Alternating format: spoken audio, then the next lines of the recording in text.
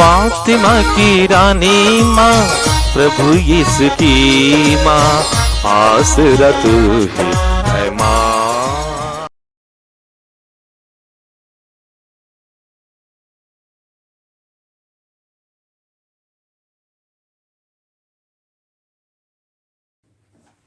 निर्दोष बालक शहीद का पर्व। पहला पाठ संत योहन का पहला पत्र, अध्याय 1, पद संख्याएं 5 से अध्याय 2, पद संख्या 2 तक। मसीह का रक्त हमें हर पाप से शुद्ध कर देता है। हमने जो संदेश यीशु मसीह से सुना है और तुम लोगों को भी सुनाते हैं, वह यह है, ईश्वर ज्योति है और उसमें कोई अंधकार नहीं। यदि हम कहते हैं कि हम उसके जीवन के सहभागी हैं, किंतु अंधकार में चलते हैं, तो हम झूठ बोलते हैं और सत्य के अनुसार आचरण नहीं करते। यदि हम ज्योति में चलते हैं, जिस तरह वह स्वयं ज्योति में है, तो हम एक दूसरे के जीवन के सहभागी हैं और उसके पुत्र यीशु का रक्त हमें हर पाप से शुद्ध कर देता है। यदि हम कहते हैं कि हम निष्पाप हैं, तो हम अपने को धोखा देते हैं और हम में सत्य नहीं है। यदि हम अपने पाप स्वीकार करते हैं, तो वह हमारे पाप क्षमा करेगा और हमें हर अपराध से शुद्ध करेगा, क्योंकि वह विश्वसनीय और सत्य प्रतिज्ञा है। यदि हम कहते हैं कि हमने पाप नहीं किया, तो हम उसे झूठा सिद्ध करते हैं और उसकी सच्चाई हम में नहीं है। बच्चों, मैं तुम लोगों को यह इसलिए लिख रहा हूँ कि तुम पाप ना करो। किंतु यदि कोई पाप करे, तो पिता के पास हमारे लिए एक सहायक विद्यमान है, अर्थात धर्मात्मा यीशु मसीह। उन्होंने हमारे पापों के लिए प्रायश्चित किया है, और न केवल हमारे पापों के लिए, बल्कि समस्त संसार के पापों के लिए भी। प्रभु की वाणी। ईश्वर को धन्यवाद। भजन अनुवाक्य। हमारी आत्मा पक्षी की तरह बहेलिए के फंदे से निकल गई है। हमारी आत्मा पक्षी की तरह बहेलिए के फंदे से निकल गई है। यदि प्रभु ने हमारा साथ नहीं दिया होता, तो जब लोगों ने हम पर चढ़ाई की और हम पर उनका क्रोध भड़का, तब वे हमें जीवित ही निगल गए होते। अनुवाक्य। हमारी आत्मा पक्षी की तरह बहेलिए के फंदे से निकल गई है। हमारी आत्मा पक्षी की तरह बहेलिए के फंदे से निकल गई है। बाढ़ हमें डुबो ले गई होती, जलधारा ने हमें बहा दिया होता, और चारों ओर उमड़ती लहरों में हम डूबकर मर गए होते। अनुवाक्य। हमारी आत्मा पक्षी की तरह बहेलिए के फंदे से निकल गई है। हमारी आत्मा पक्षी की तरह बहेलिए के फंदे से निकल गई है। देखो, फंदा टूट गया है और हम बच गए। प्रभु का नाम ही हमारा सहारा है। उसी ने स्वर्ग और पृथ्वी को बनाया है। अनुवाक्य, हमारी आत्मा पक्षी की तरह बहेलिए के फंदे से निकल गई है। हमारी आत्मा पक्षी की तरह बहेलिए के फंदे से निकल गई है। जय घोष। आलेलुया, आलेलुया। हे ईश्वर, हम तुझे धन्य कहते हैं। हम तुझे प्रभु मानते हैं। हे प्रभु, शहीदों का भव्य समुदाय तेरा गुणगान करता है। आलेलुया। प्रभु आप लोगों के साथ हो और आपकी आत्मा के संत मत्ती के अनुसार प्रभु यीशु ख्रिस्त का पवित्र सुसमाचार। हे प्रभु, तेरी महिमा हो।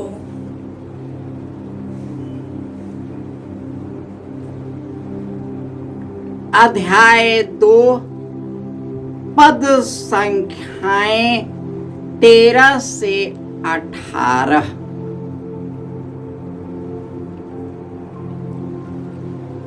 उनके जाने के बाद प्रभु का दूत यूसुफ को स्वप्न में दिखाई दिया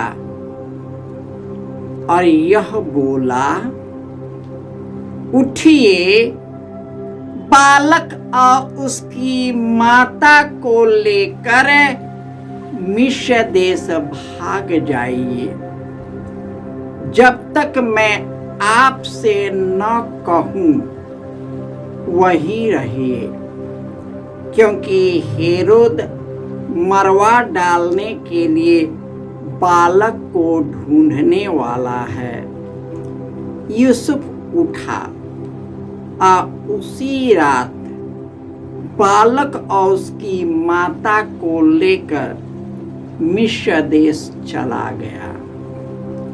वह हेरोद की मृत्यु तक वहीं रहा, जिससे नबी के मुख से प्रभु ने जो कहा था वह पूरा हो जाए।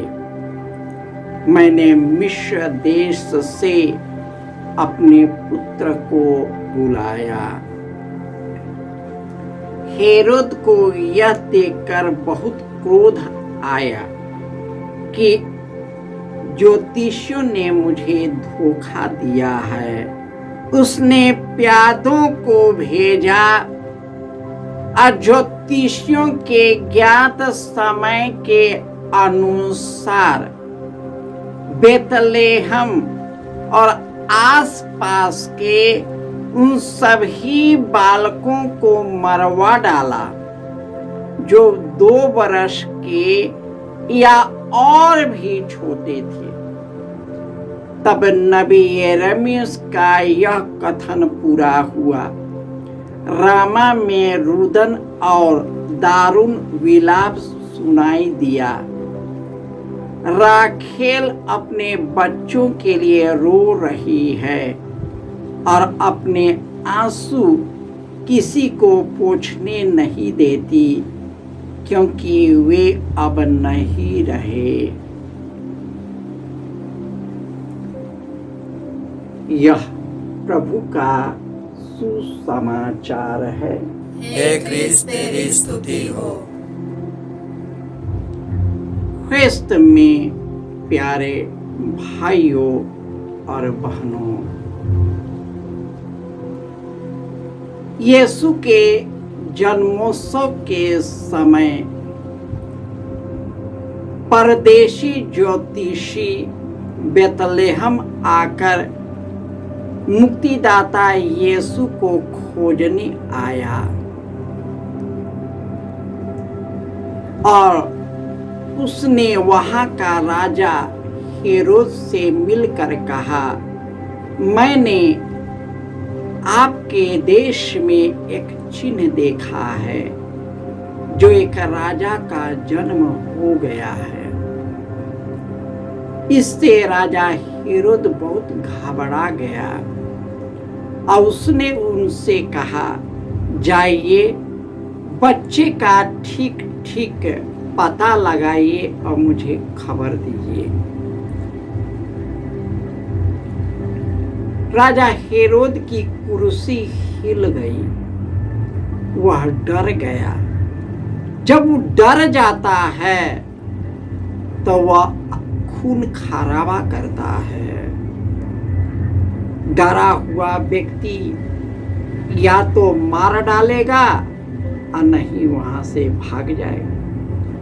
चूंकि वह राजा था, उसके पास सत्ता था। राजा का कार्य होता है अपने लोगों की रक्षा करना, परंतु उन्होंने उस राजा यीशु के नाम पर उन सभी अबोध बच्चों को मरवा डाला जो 2 साल से छोटे थे। उन बच्चों ने क्या गलती की थी? कौन सा अपराध किया था कि राजा हेरोद ने मरवा डाला? वह अपने ही देश का भक्षक बन गया, क्योंकि वह लालच से भरा था, सत्ता अधिकार से भरा था।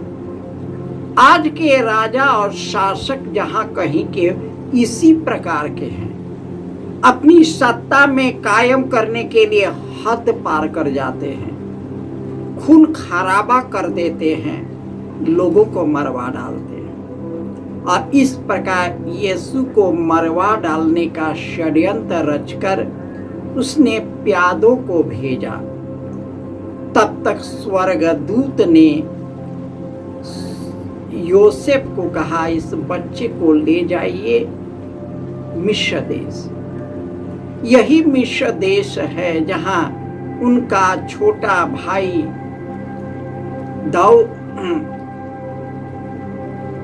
याकूब का छोटा बेटा जोसेफ के द्वारा वहां पर उन्होंने शरण ली।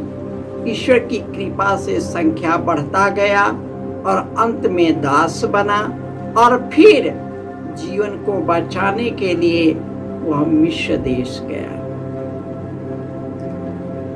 जब वह मर गया राजा कुकर्म करके, तो फिर स्वर्गदूत ने उसे कहा, आप उसे ले जाइए, क्योंकि जो मारने वाला था वो मर गया। मनुष्य कब तक दुख ढाहता रहेगा? तब तक जब तक उसका प्राण है, तब तक प्राण ले लिया जाएगा। राजा हो या फकीर हो, चाहे दुनिया का धनवान हो, उनका अंत होना है। राजा लोग, धनी लोग बहुत डरते हैं मृत्यु से। क्यों?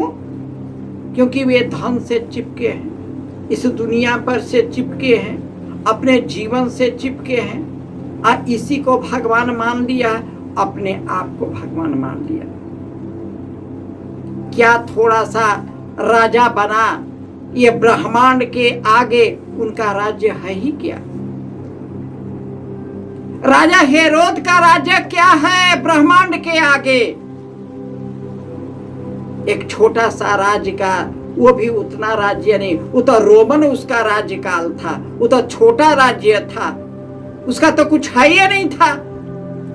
फिर भी वह घमंड करा, सिंहासन के लिए उसने मरवा डाला सभी निर्दोष बच्चों को। और यीशु ने उस निर्दोष बच्चों का खून उस पर बहा दिया, उन बच्चों को मुक्त किया, उन बच्चों को अपने हृदय में ग्रहण किया, अपने साथ स्वर्ग ले गया और उसकी वह महिमा प्रदान किया जो सभी जीवन में सर्वश्रेष्ठ है। हमें भी मारा जाएगा यीशु के कारण कि इसकी दुनिया में कई विद्रोही लोग हैं, हमारे कलीसिया में भी विद्रोही लोग हैं। नाम के लिए तो बपतिस्मा प्राप्त है, लेकिन यीशु के वचन में न विश्वास है, न उसका जीवन का दर्शन है। जो उनके मार्ग पर चलते हैं, न उसका जीवन को अपनाते हैं, केवल चल रहे हैं। हम भी यीशु के शत्रु बन जाते हैं, लोग हमारे शत्रु बन जाते हैं, लेकिन यही सब कुछ का अंत नहीं है। यीशु ने अपने जीवन, मृत्यु और पुनरुत्थान के द्वारा हमें जीने का एक मार्ग दिया है। यीशु के मार्ग पर चलते रहे और हम सभी उनके द्वारा अनंत जीवन प्राप्त कर सके। जय यीशु।